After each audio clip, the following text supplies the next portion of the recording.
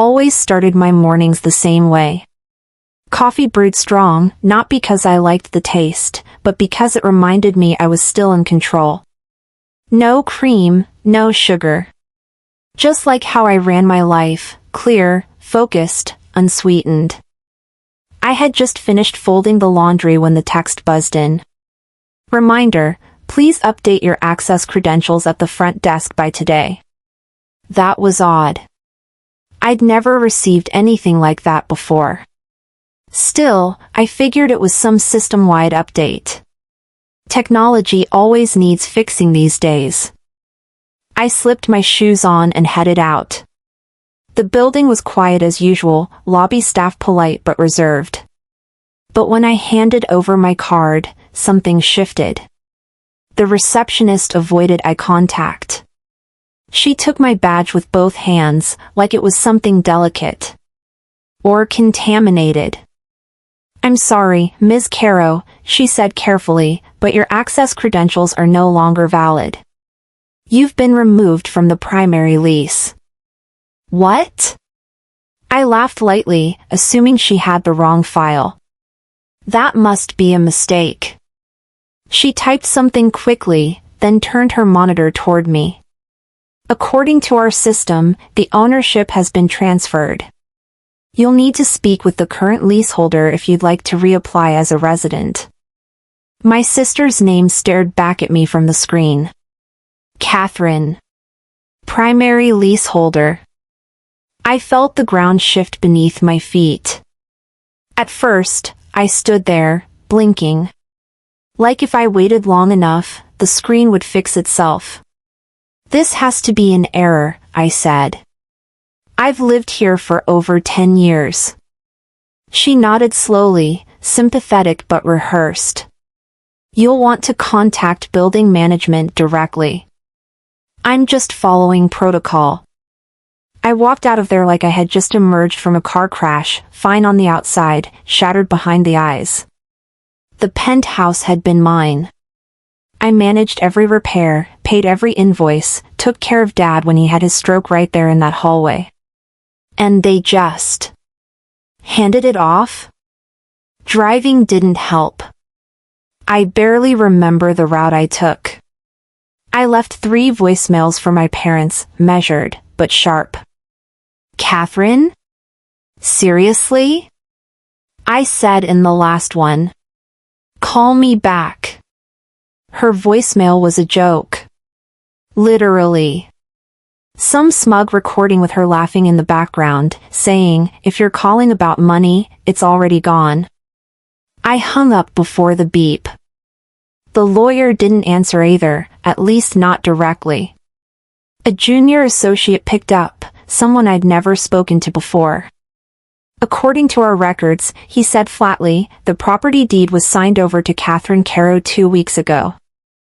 I was silent. "I can send over a copy if you'd like," he added. "No," I muttered. "I'll find my own copy." Back home, I dug through every email I could find. Searching for clues, inconsistencies, warning signs. Anything. I kept replaying conversations in my head. Had I missed something obvious? Maybe I wanted to miss it, I whispered. It wasn't just about the penthouse. It was about the years. The unpaid years. The quiet sacrifices. And how easy it was for them to just cut me out. I leaned back on the sofa, eyes closed. Images came flooding in. Catherine throwing a tantrum at age 12 because she couldn't have the bigger room. Me cleaning it up after Mom slammed her door and Dad opened a beer. Always me. Always the cleaner. The fixer. At last Thanksgiving, I remember Dad looking away when I offered to host Christmas. Catherine had smirked. A passing thing, I thought then. But now, it glowed like a neon sign. Did they all know? Were they just waiting for me to leave one day, so the locks could quietly change? I hated that it wasn't the loss of the apartment that stung the most. It was the silence. The ease with which they did it. Like I was optional. By late afternoon, I found myself back at the building. I wasn't sure what I was hoping for. Closure? Maybe confrontation. Instead, one of the senior guards, Tom, I think his name was, flagged me down gently. "Ms. Caro," he said low, "can I talk to you for a moment?" He led me to a back hallway, away from the cameras. From his coat, he pulled a tablet. "I probably shouldn't be showing you this," he muttered, tapping a video open. "But you deserve to know." The screen played footage from 2 weeks ago. Catherine, dressed in designer black, walking confidently through the lobby. She met with building management, handed over documents, shook hands. "She told us you'd be away," he said. "She insisted everything would be smoother that way." I stared at the footage. She was smiling. Like she'd won a game I didn't know we were playing.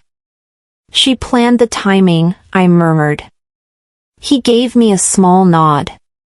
"You weren't supposed to see this happen." I left without another word. My jaw locked tight.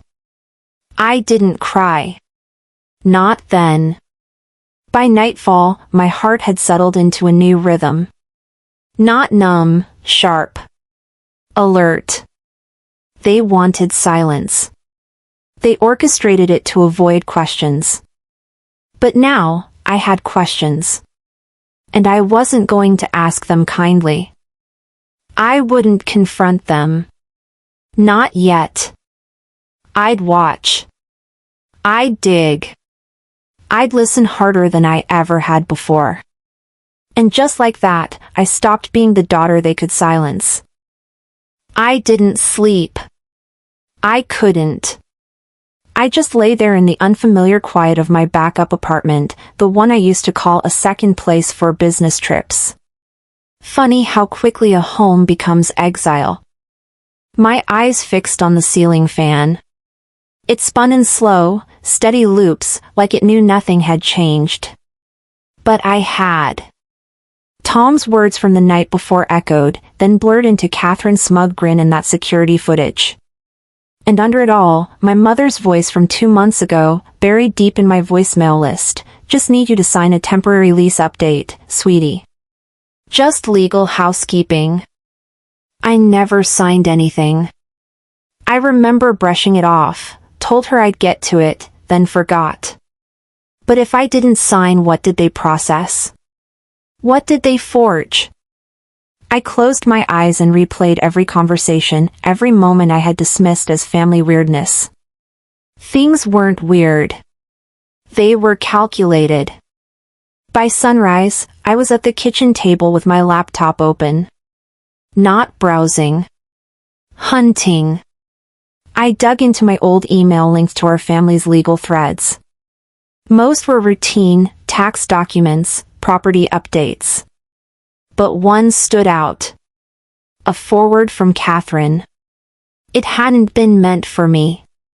The subject line read, "Let's move quickly before she notices." The date?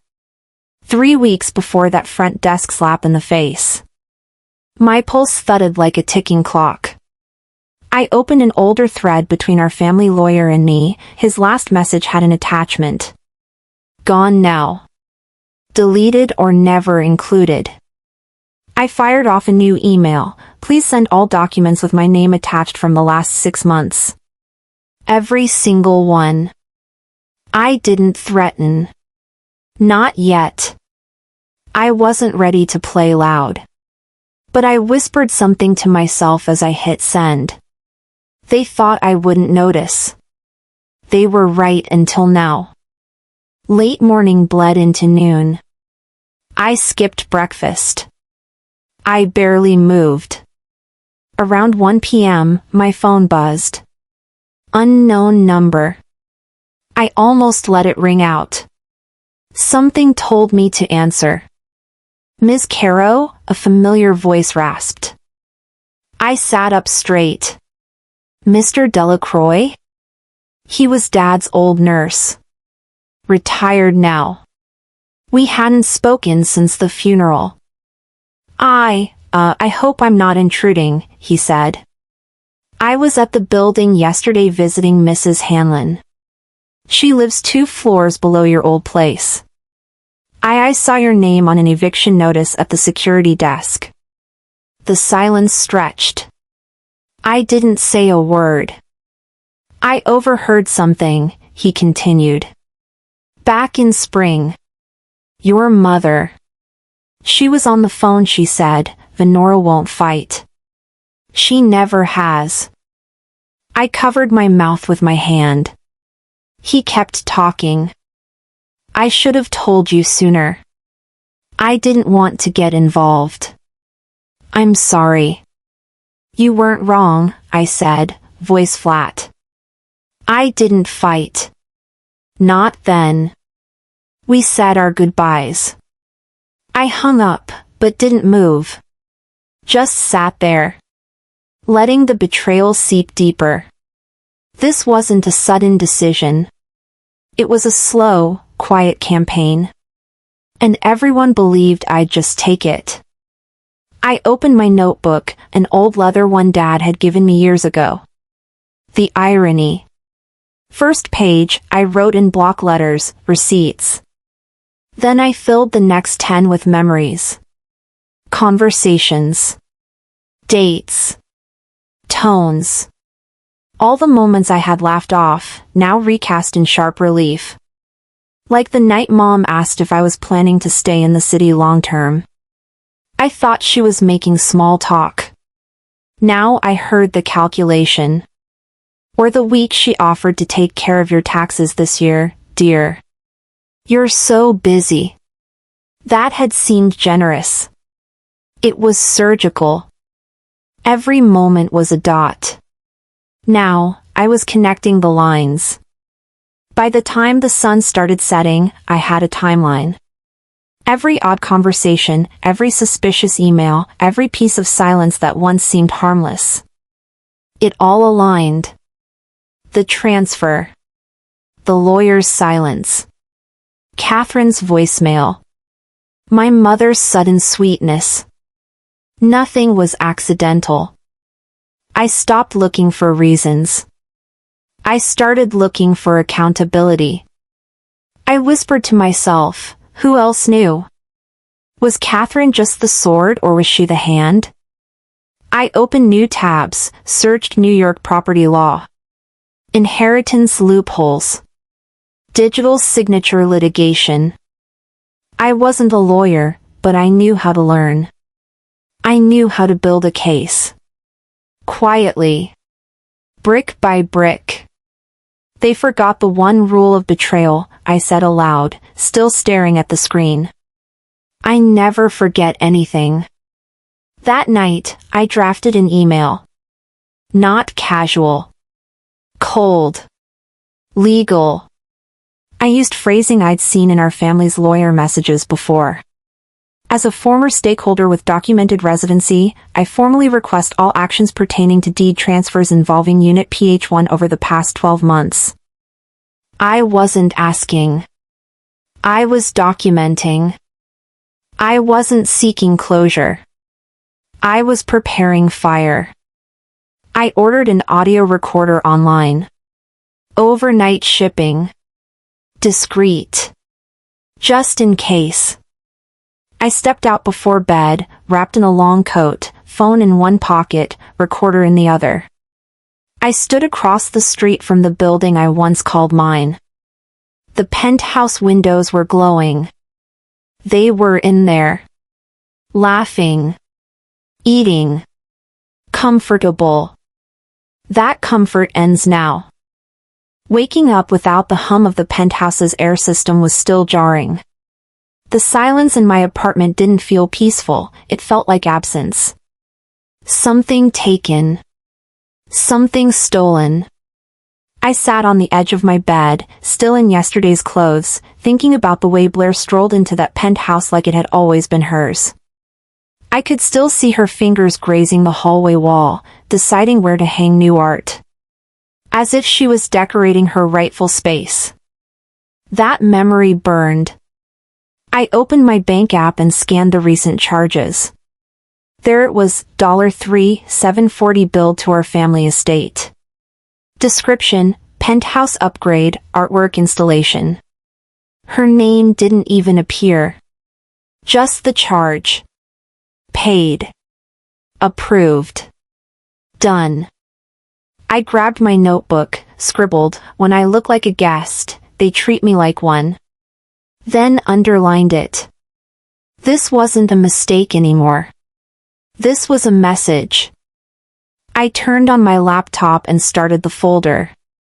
I wasn't sure what it would hold yet, but it had to start somewhere. I pulled every email I could find from the building, correspondence, notices, anything that referenced changes to space usage or names on the lease. Some emails I didn't remember reading when they first came in, others felt like déjà vu with a sharp edge now. I added the floor plans I found buried in an old download folder, ones I had used when the kitchen was being remodeled 2 years ago. Then I reached out to someone I hadn't talked to in almost a year, Jovi Rains, a real estate attorney and my old roommate from law school. I kept the message simple: if someone removes your name from a lease you helped establish, what are you legally entitled to? She replied within an hour, "You don't lose everything immediately, but you lose your voice." That line hit harder than I expected. I printed the art receipt. Printed the access card notification showing Blair's new clearance. Printed the management's note that my privileges had been changed. I punched holes, slid them into labeled folders: ownership, access, financials, witnesses. Each missing mention of my name made my chest tighten, but not with fear anymore. It was fuel. They wanted me erased. I was becoming permanent ink. I waited until later in the afternoon, then drove downtown. The sun was still high but low enough to cast shadows across the front steps of the building. As I walked in, the receptionist gave me a glance, then looked away fast, too fast. She'd been told something. I asked to speak with Otis Dell, the building manager. He appeared after a short wait, wearing that neutral smile people use when they know they're about to lie by omission. "Otis, I need to talk about my access card." He didn't stall. Just walked me over to his office, pulled up a screen on his monitor, and gestured. "This change was processed 2 weeks ago," he said. "Blair was issued a new primary access. Your name was changed to guest credentials based on documentation provided by your parents." He didn't even blink. "And you didn't think to confirm that with me?" I asked. "I'm very sorry, ma'am, but we have to follow what's submitted to us." I asked for copies of every document they had on the change. He hesitated. Said he'd need to check what's releasable. I noted his hesitation. I noted everything. On the drive home, I didn't turn on music. I let the silence build. Let it hold weight. Back at the apartment, I logged into the university's land records site, something I hadn't done since college. Navigated to Austin County Records.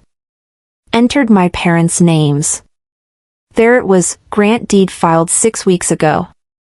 Transfer of tenancy rights to Blair Hayworth. There was no ambiguity. No confusion. This had been done with intent. I sat back, recalling that dinner. My mother, passing me salad like nothing was wrong, casually saying, "We just want Blair closer now that we're older." I had smiled.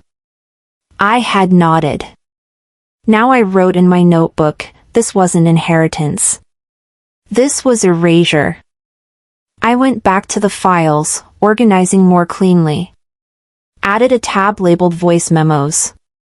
If they had been playing quiet, I could too. I ordered a small recorder the size of a thumb drive. By early evening, I sat alone in the penthouse lobby.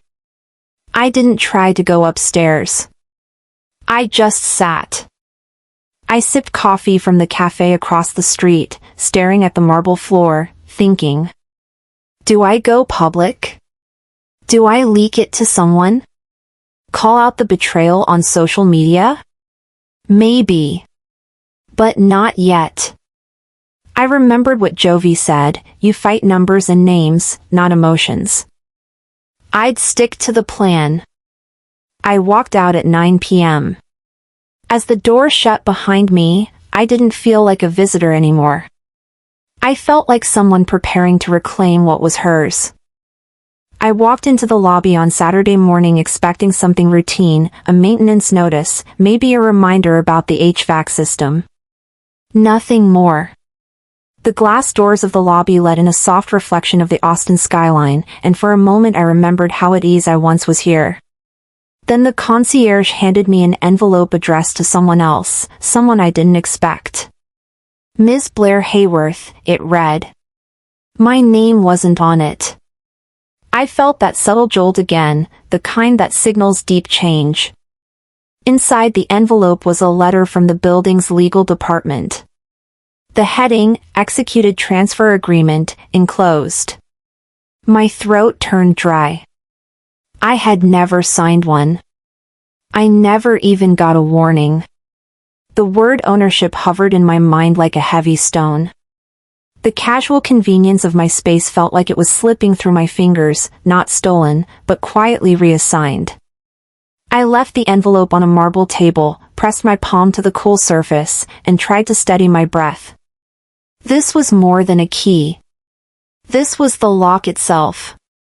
Back in my apartment that afternoon, though my home felt increasingly borrowed, I pulled out the laptop and made the call to Jovi. We chatted long enough for her to tell me what I feared. If you never signed the deed, your name still may be left off, but others can claim everything you assumed was yours. I logged into the public records from the kitchen counter, scanning line after line until I found it, grant deed. Verla May Hayworth and Thurman Clyde Hayworth, granting all rights, title, and interest of the unit to Blair Hayworth. Date, 2 weeks before I had even noticed anything was wrong. I printed it. I highlighted it. I labeled it Exhibit A. My parents knew. Blair knew. Sunday brunch was supposed to be safe, routine. My mother arranged tables at the usual cafe. The napkin rings were ours, the coffee cups familiar. But nothing felt familiar now. I placed the deed between us quietly. My mother's smile faltered. My father's gaze dropped. I looked at Blair, who said, "We just thought you'd be okay with us moving in, getting closer." My voice was calm. "Did you ask me?" My mother responded, "It's for the future. For all of us." My father added, "You've moved on, you're doing well. Let her have the space." I sat there and watched. My plate was in front of me, but I wasn't at the table anymore. I recorded everything on my phone, silent power in my palm. Back in my apartment that evening, the lock clicked behind me like a signal. I sat in the dark, folder already open, access privileges. Emails, logs, deed copies, notes. I drafted an email to the building's legal counsel. Please provide all communications, submissions, and approvals related to the unit transfer dated within the last 6 months. Then I paused, took a sip of coffee, and thought, they counted on respect. On family duty. On my silence. I won't respect that. I won't be silent. As I closed the laptop, I heard the ping, a new email from familyestate@hayworth.com. Titled Access and Rights. My fingers hesitated on the trackpad. I opened it. Inside, a scanned memo from a meeting at the building's concierge desk, annotated confidential with Catherine's name. They weren't just moving quickly. They were coordinating. My fingertip hovered over forward. I hit send. My pulse wasn't racing. It was steady. I leaned back and watched the city lights through the window. They're inside, comfortable, thinking they're safe. They're wrong. The elevator dinged as I stepped onto the 21st floor, the city skyline barely visible through the morning fog.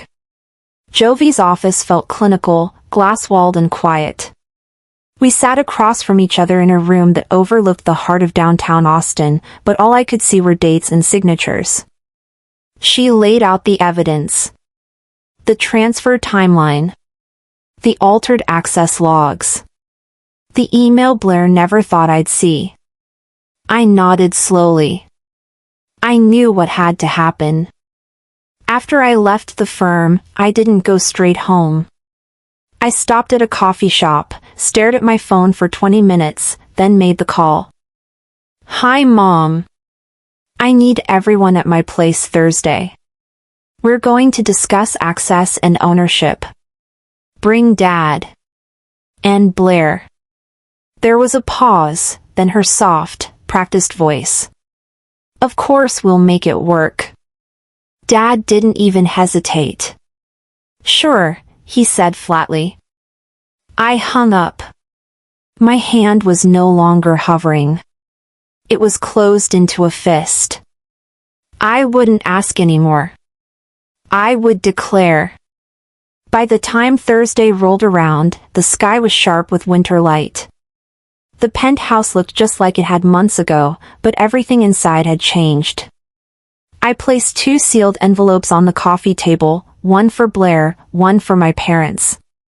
As they walked in, I didn't offer coffee. No pleasantries. I gestured to the envelopes. You have 48 hours, I said. Either accept the restructure or we begin legal proceedings. They stared. I outlined the terms. My name remains on the title. They may lease the guest suite if they choose, under my conditions. Rent required. No access to the master. No voting rights on building matters. Dad let out a scoff. This is ridiculous. Blair laughed. You're really doing this? You're writing up fantasy leases now? Mom looked up at the ceiling lights, blinking like she couldn't believe we were here. I slid the copy of the deed across the table, tapping Exhibit A. This is what you signed. This is where we begin. No yelling. No begging. Just a line drawn. Saturday morning, a thick envelope arrived from their lawyer. The cover read, Executed Assignment of Interest, signed by you. I opened it on the kitchen counter, fingers shaking. There it was, my signature. My name. My initials on every page. But I had never signed this. My breath caught. Jovi examined it that afternoon in her office. They maybe swapped a signature page. You remember anything around mid-February? I did. A stack of compliance forms about fire exits and storage updates for the building. I signed without blinking. Now it looked like I had handed over everything. I pressed the papers down flat, my voice low. They planned this. Page by page. She looked at me carefully. Then we fight page by page. We prove they lied. That evening, I met Ethan, the building security lead, in the lobby. His arms were crossed. We received a directive from your parents' legal team, he said. Court-approved order to suspend your access to the service elevator.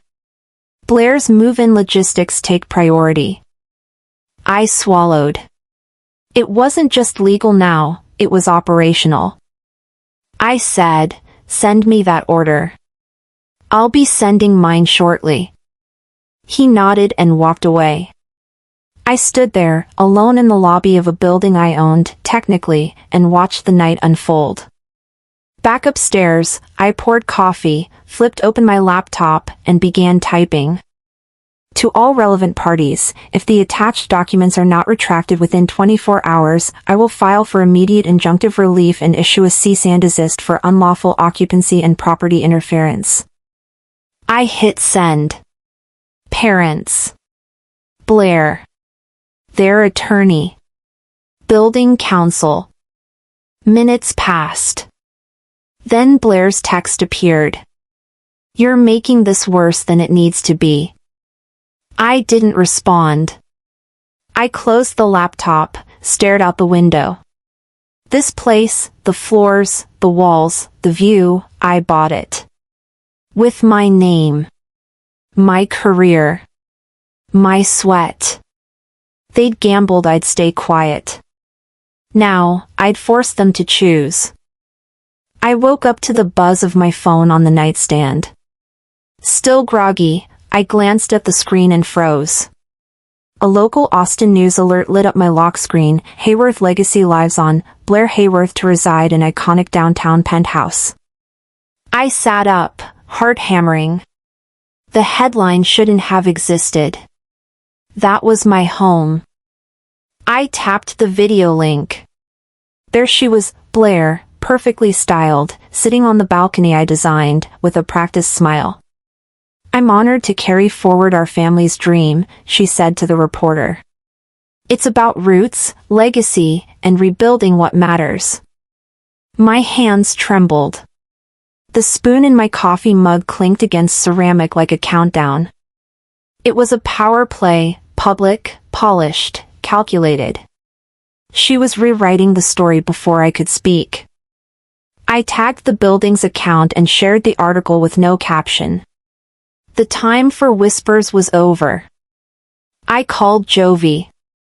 "She went on record," I said. "We respond today." "Already working on the notice," she replied. I didn't hang up. I just got up and started pulling files. My office looked like a war room, papers, post-its, timelines. I sifted through copies of ownership documents. One signature stood out, smooth, too neat. Dated January 14th. But the notary stamp said January 20th. The handwriting wasn't mine. I pulled my bank signature from a transaction 2 years ago. Slight tilt. Pressure heavier at the end. This grant deed signature? Too symmetrical. Manufactured. I forwarded both to a forensic handwriting expert I'd worked with years ago on a corporate fraud case. The subject line read, "Urgent verification request." His response came that evening, "Signature inconsistencies suggest simulation. Recommend escalation. Exhibit B." I felt no panic. No collapse. Just clarity. That night, I instructed Jovi to draft a formal pre-notice. We listed demands clearly: cease public claims of ownership, rescind all media statements, and prepare for litigation. I mailed certified copies to Blair, my parents, and the building's legal team. The email to the complex management was short: "Please find enclosed legal correspondence related to Unit PHA." By 6 p.m., I got a response. My building access was temporarily suspended until property records are verified. I read the notice twice, then smiled. They walked right into it. I lit a candle, sat on the couch, and drafted my media pitch. "When the person who built the home gets treated like a trespasser," I wrote. "That's not family. That's theft." The journalist agreed to film the next morning. Later that night, I walked downstairs to the lobby and met Ethan, head of security. He stepped aside, keeping his voice low. "You're not wrong to dig. Someone tried to move your file into inactive status last week. Without your authorization." "Who?" I asked. "Legal team didn't say. Just that it came from above." "You did the right thing," I told him. He nodded, eyes heavy. I just thought you should know. I promise discretion. Back upstairs, I saw Blair's publicist had emailed me. We're coordinating follow-ups with the media. Want to share a quote?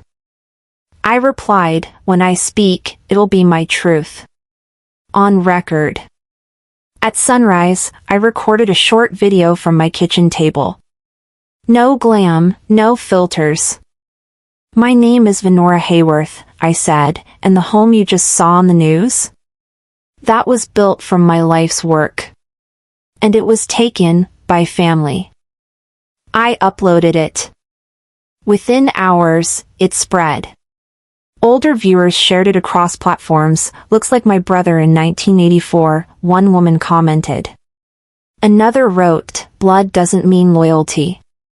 By afternoon, I got a voicemail. No caller ID. You're playing with fire, Venora. Drop this, or your father's estate goes public. The voice was deliberate, low, and cold. I saved it. Then I texted Blair directly, I'll see you in court. There were no more secrets. Just strategy.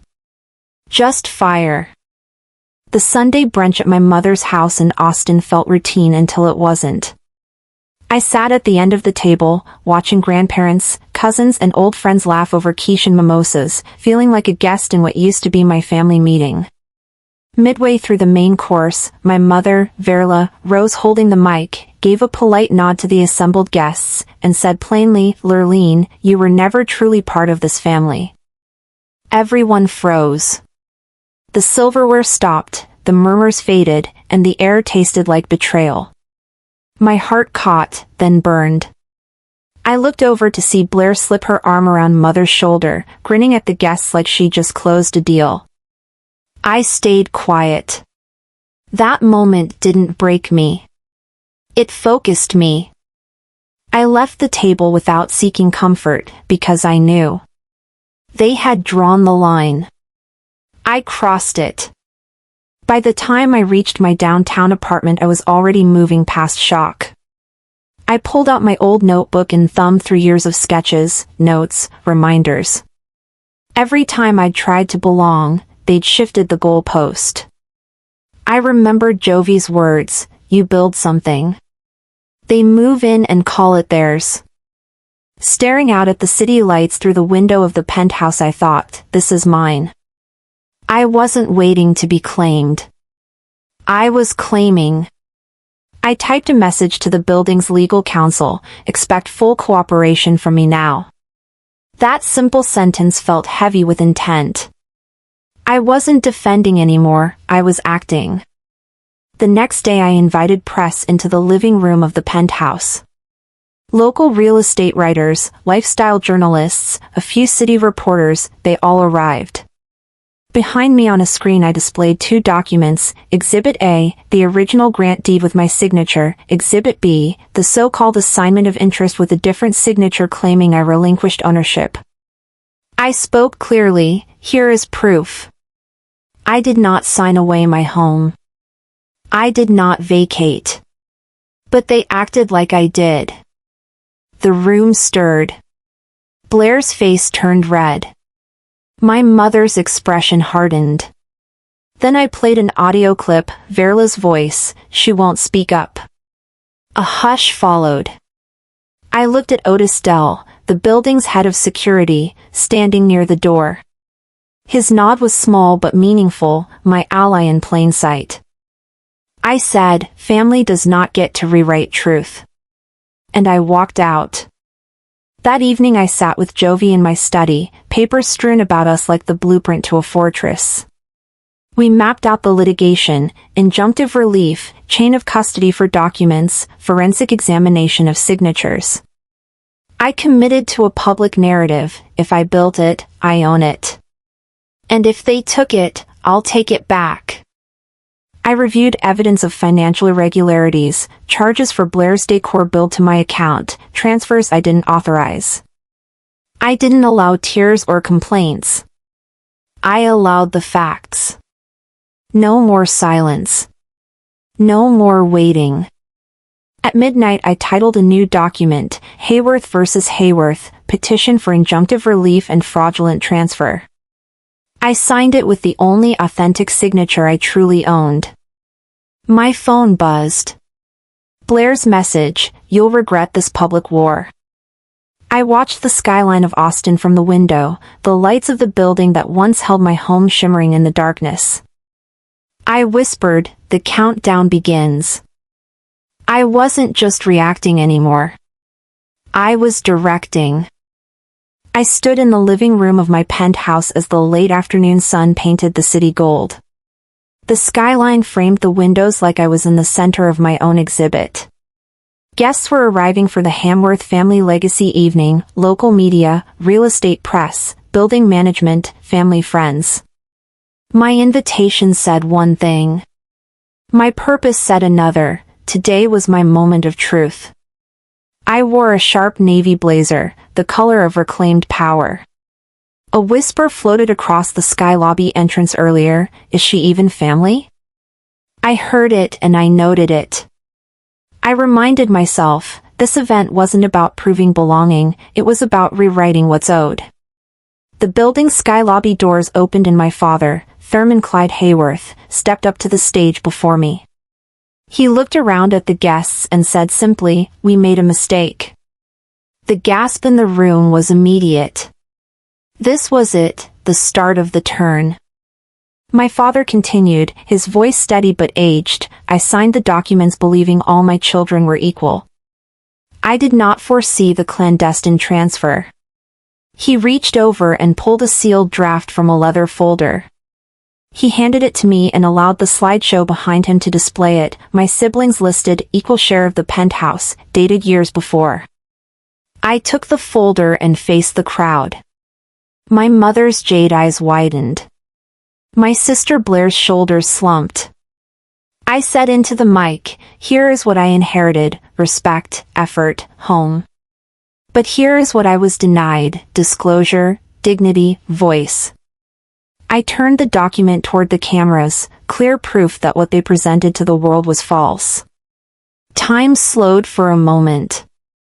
I witnessed the betrayal shed its mask. My stomach filled with triumph and tenderness all at once. I looked at Otis Dell stationed at the back. He nodded. There it was, the architecture of justice, built on truth. Mid-speech a guest miscalled my name. "Thanks for organizing everything, Sarah," he said loudly, assuming I was staff. The room went still. Phones clicked on. A director's clip blinked on someone's screen. A viral headline drafted itself in seconds. I smiled politely and used the moment. I was once a guest in my own home. Now I reclaim it. The words drifted out into the lights, into the cameras. Blair fled the stage. My mother froze. I hit record with my phone without removing my eyes. The world watched. They couldn't write the next line yet. The power shift rippled. My victory wasn't about revenge, it was about recognition, finally made public. Later, in my study, I sent the finalized filing to Media and Building Management, Petition for Injunctive Relief and Fraudulent Transfer, filed 2 days ago. I published a blog post under my name, "When the people who build your home treat you like a visitor, I changed the terms." Building Compliance replied, "Your access privileges have been reinstated under your original ownership." I exhaled. Years of silence replaced with control. I reviewed the timeline, the papers, the transfers of funds that never should have left my account, the decor bills for Blair disguised as renovations for the penthouse. I vowed, no more waiting, no more shadows. This war was documented. At midnight I walked the corridor of the penthouse floor, the lights low, and entered the master suite. The door opened and sunlight filtered in through the blinds. On the bedside table was the silver pin that represented so much, a broken-winged dove from childhood. I picked it up, held it in my palm. My phone buzzed. Blair's text appeared, "You win this round." I smiled. I stepped onto the balcony. Austin sprawled beneath me. The building in which I had been treated like an interloper now belonged to me in every rightful sense. I whispered to the night, the countdown begins. Victory is not loud, it's stillness after the storm. I woke up to stillness. No calendar reminders flashing, no voicemail alerts stacked high, no calls from lawyers or headlines waiting for reaction. Just the distant thrum of traffic, a bird on the ledge, and the hum of my fridge. I sat up slowly, not out of exhaustion, but because for the first time, there was no pressure to move fast. No battle to prep for. The morning light filtered in soft, unassuming. I walked barefoot to the kitchen, brewed coffee, and carried it to the balcony. The city moved below, impatient, relentless, but I wasn't part of that race anymore. I opened my journal and wrote, "Peace doesn't always come wrapped in justice. Sometimes it's in the absence of noise." I closed the book, not because I had nothing more to say, but because the silence had already said enough. The penthouse wasn't a monument to what I won. It was just space now, quiet, still, chosen. The phone buzzed. I expected a spam call or some media request I'd ignore. But when I looked at the screen, I paused. Margine. Aunt Margine. I hadn't heard from her since the reading of my mother's will. The last time she looked at me, it was with pity she never voiced. Now, her voice cracked through the speaker. "Lurleen, I watched everything. You were powerful. I should have called sooner." She paused. We all knew. But knowing and speaking I wasn't strong enough. Her voice didn't ask for sympathy. It just owned the shame. "Your father thought he was protecting what little peace we had left. But that peace came at your expense, and we were all part of that." I stayed quiet. She kept going. "I know you don't need allies anymore. But maybe you deserve someone who'll just listen." "Dinner? Just us?" I didn't answer right away. My heart didn't race, and my fists didn't clench. It just felt strange. Kind. Foreign. "Yeah," I said, softly. "Just us." That afternoon, I moved through the penthouse like it was a museum of a past I'd already outgrown. I ran my hand along the marble counters I used to scrub in anger. Walked the halls where I'd once tried to disappear in silence during the fights. In the master bedroom, I grabbed a weekend bag and folded in a few things. Not to escape, but because I no longer needed the space to prove anything. On the fridge, I left a note in simple pen, "Home is not where you win. It's where you stop needing to." Before I walked out, I snapped a picture of the view from every window. Not for nostalgia. Just a quiet record of what had once felt like a war zone turned sanctuary. Downstairs, the doorman gave me a small nod. No pity. Just a shared recognition of change.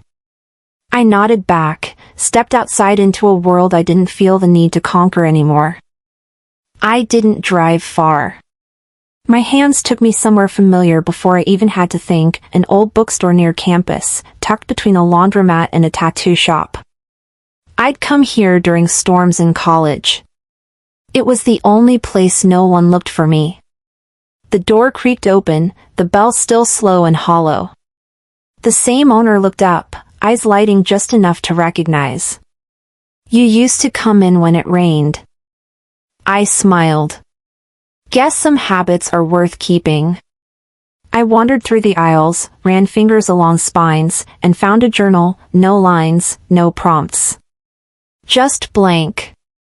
At the cafe next door, I opened it, wrote the first line, "Maybe peace is realizing no one owes you restoration." I didn't need applause. I didn't need resolution wrapped in a bow. I sipped coffee. Smiled at the barista. Felt sunlight on my shoulder. This was what healing looked like, not loud, not theatrical. Just real. Evening wrapped around the city like a slow exhale. I returned to the penthouse one last time. The rooms welcomed me quietly.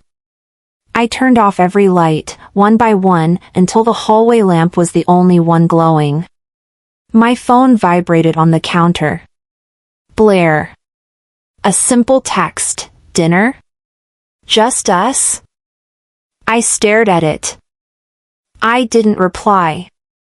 I walked to the front door, unlocked it, opened it just slightly. Left it ajar. Forgiveness? No. But space, yes. Room for her to show up. Or not. I whispered to the room, not everything needs a door closed. I leaned on the frame, eyes on the skyline. It didn't feel like an ending. Not really. It felt like a pause. A soft breath between pages. This chapter was mine now, unwritten, unclaimed, but deeply mine.